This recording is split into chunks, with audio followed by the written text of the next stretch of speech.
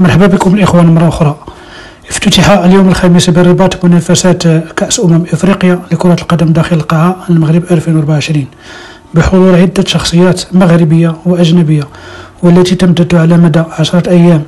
وتخلل حفل الافتتاح احتفالي بالثقافة المغربية الأفريقية من خلال عرض فني وثقافي مبهر. فبعد النسخة السادسة التي نظمت بمدينة العيون، تقام هذه التظاهرة الكروية القارية للمرة الثانية تواليا بالمغرب، تأكيدا للسمعة المتميزة التي تحظى بها المملكة كقبلة لاحتضان الأحداث الرياضية.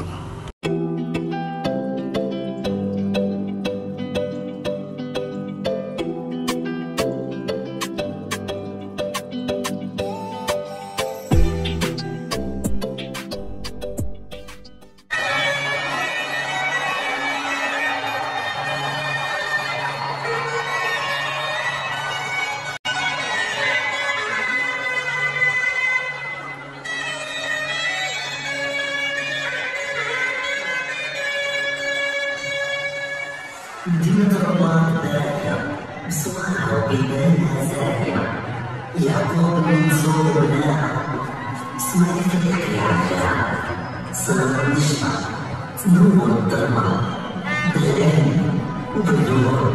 هكذا يعقوب منصور، شوف قصة الوداع شادة